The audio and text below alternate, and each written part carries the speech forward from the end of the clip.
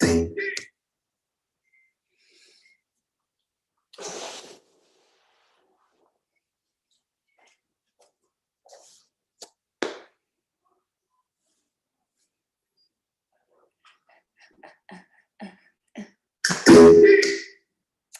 hello. Let's see here. Hang on one second. I gotta mute this one. All right. Welcome. Welcome to Dance Cardio. I'm so excited that you're here to dance with me. Today is a very exciting day. I am announcing the day one of my own accountability journey. So I have, you like my braids? I decided braids need to come back. They're so convenient, right? They just keep your hair out of the way. You still look cute. Anyways, I just want to share with you guys, I have really been struggling with my body weight, hormone fluctuation, making healthy choices. My relationship with food is not the greatest. And I really truly believe it's because I'm doing deep inner work on my self-image. So the things that I'm learning about myself and about the mind is that your relationship with food really does come from your beliefs on what food is to you. Your relationship with food is maybe experiences that you've had with family, experiences you've had with events or friends, things that either positively affected you or negatively affected you. It's funny because for the longest time, this memory just popped into my head. And when I was 3, I went to a daycare, and I remember they forced me to eat 2 things there, like forced me to eat it. They didn't just let me try it on my own and then decide and make my own decision. They told me I had to eat it, and I didn't ever eat it again. So one was cooked carrots, and the other one was beets. I still to this day don't eat beets. I will eat cooked carrots as long as they're in like a soup, but like separate by themselves.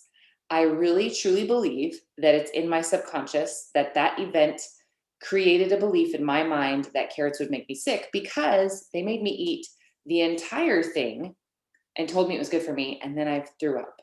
So in my mind, as a child, I was told I had to eat this because it was good for me. So I think that there's actually a belief, a subliminal message that is telling me that foods that I eat that are good for me are going to make me feel bad, or maybe that they don't taste as good, because that's the experience that I had when I was 3. So today I thought I would talk to you guys before we did a little dance. I'm going to do a little warm up and then just some brief dance cardio, and then we're going to cool it down. I have another class here in about 45 minutes.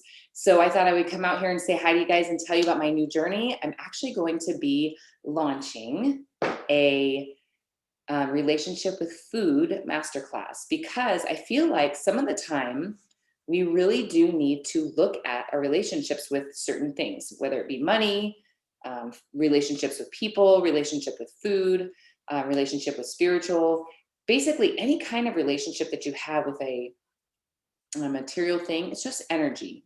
That's what I'm learning, is that food is energy, right? The food fuels us to give us energy. So therefore it's just energy. When I'm eating it, it's just energy. So when I think about what do I want to put in my body, do I want to put positive energy or negative energy? The negative energy is going to be things like sugar, alcohol, drugs, all those things that really give our body that boost for just a minute, and then we crash. So one of the things that I'm also learning is that when you start to do things like dieting or set your mind on a certain goal, you can achieve things in the short term easily. All humans can do it. It's natural to like set a short-term goal, reach it, but then after that, what do you do? What do you do once you reach that small goal? You kind of start to slide back, and you have what's called a servo mechanism in your mind that's kind of like a homing point, like a homing mechanism. So you know how you have a missile, right? The Army, the Navy shoots a missile and they try to, blow up another ship or blow something up. and it has a homing mechanism. So what it does is it homes in on the set goal that you've given it. It has a homing device so that when you tell it to go here, even if it has to divert a little bit, if it takes a path off track, it's going to readjust itself and it's going to put itself back on track to the original result that you were wanting.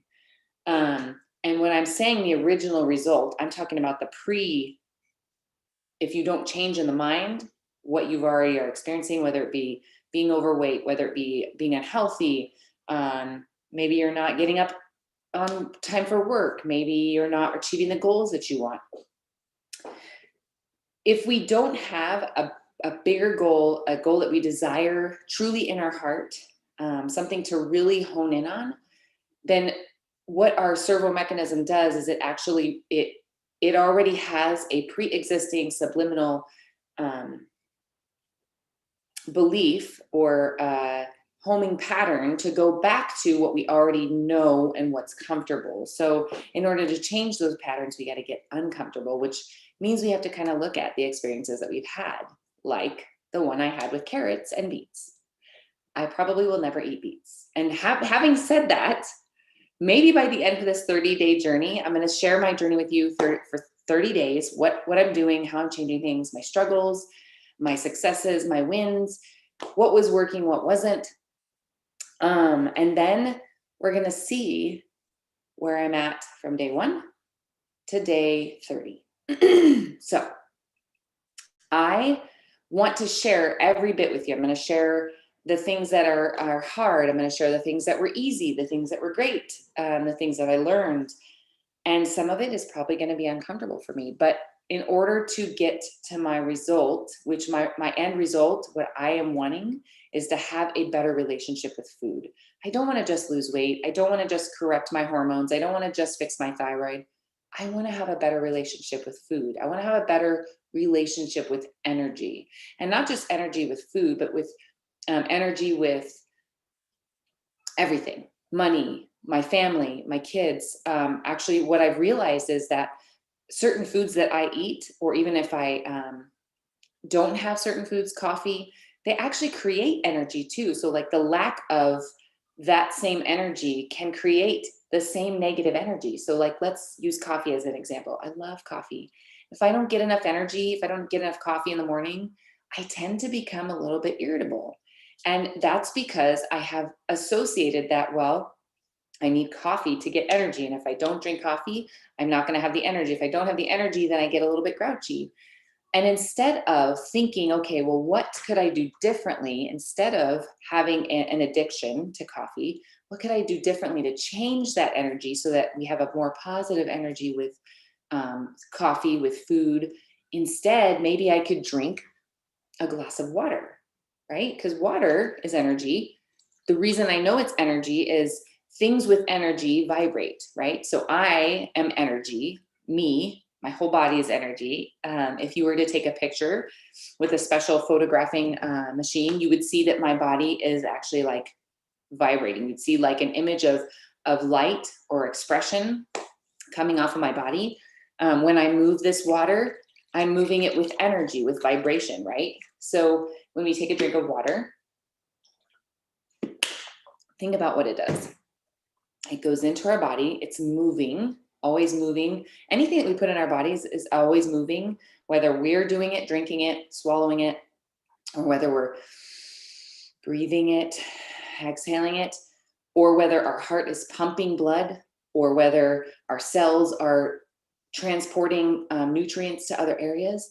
We are always moving energy through our bodies, whether it be food, whether it be water, whether it be air, nutrients. We're constantly in motion. So water, we all know that we're made 70% of our body's water. It's so important to keep continuing to give your body water. You know, your body needs that. So back on topic. What I want to say is, instead of craving caffeine or the addiction to sugar or alcohol or drugs, if you're struggling with something that is an addiction, that you think that you have to have it in order to attain something, what you need to do is look at the root. So the root of being tired is, well, let me think. I didn't go to bed on time last night. I went to bed at, I think it was like 1 o'clock in the morning. I was doing studying, I was writing. Sometimes time gets away from me. And then I have a habit of turning on the TV to fall asleep. And I started thinking, why do I need the TV? I don't really need the TV because I go right to sleep. It's a habit that I've created to fall asleep. So if I look at, well, I'm tired in the mornings because I'm not getting enough rest. So if I would go to bed earlier, I could probably skip the cup of coffee, have maybe a cup of tea and a glass of water, and I could avoid those irritable breakdowns, those irritable moments of when I have to have coffee because I'm so tired, when really I'm probably tired and irritable because I'm not rested. I'm irritable because I'm not rested, and I'm tired because I didn't go to bed early enough. So there's like, you have to go back to the chain reaction of events of what led you to this place. There's also other things that I could go into, but the bottom line is I want to talk about the relationship with food. So I'm going to share with you guys how I'm going to do this in my next video. So be watching for that one. This one was to kind of just announce that I'm coming out here. I'm going to be creating a masterclass, and it will be called Your Relationship with Food. So I want you guys to be watching for that. I'm very excited to be sharing my knowledge, sharing my journey, because I have had an ongoing battle with food since, I would say probably 16 was when it started, because at 16 I could really drive. I had my own money, I had my own car, I could go where I wanted. Taco Bell, Wendy's, McDonald's, those were the foods that I ate when I was in high school. But I think that what we need to look at is why we do the things we do. Why do we eat the way we eat? Why this type of energy tastes better than others? And I really think it goes back to what was I told as a child? What did I see? What did I hear? What were my beliefs surrounding food? And it's not necessarily just the experiences that I had at home, but commercials, TV, radio. I think that there's some truth to advertising. What we see is, if you keep seeing it, and if you're a child watching TV, watching cartoons, what's the one commercial that I always remember is tricks are for kids, Lucky Charms, Taste the Rainbow, Skittles. There's so many I could go back to that I know as a child they were promoting. And I'm really just starting to realize that I want to have a better relationship with food, because food does not control me. Food should not be what I look forward to. It's okay to enjoy food, and it's okay to have a fun relationship with food and be creative and create and design new things. But it's also important to know what food is and why we eat it, why we drink what we drink, why we need what we need, and that everyone's bodies are different. That's probably the most important. Everyone is different. Everyone's experience with food is different. Some people are able to eat those crappy foods, and maybe it's their belief system. Maybe it really is that they were never taught that those foods would make them heavy, or maybe they were told that their specific culture can eat those foods and not have any problems because they're just thin, small people. Or, you know what I'm saying? There are so many reasons as to why we could be the way we are. So we're going to dive in deeper as we look at our relationship with food. And we're going to take a look at some of the healthier options that we could choose instead of some of the things that I know I pick up. And really just starting to shift our mind on what is good for us, what is right for us, and how we can change our relationship with food to be a better one. So I look forward to sharing with you guys and showing you my journey. I'm hoping to be 30 days healthier by the end of this and have a better relationship with food and not have to struggle with this lesson again, because I have struggled with gaining weight and yo-yoing, as they call it, yo-yo diets. I don't want to diet anymore. I want to eat what I'm supposed to eat because I love to eat it, because it makes me feel good. So I will talk to you guys later. Have a fantastic day. And I will be dancing with you soon.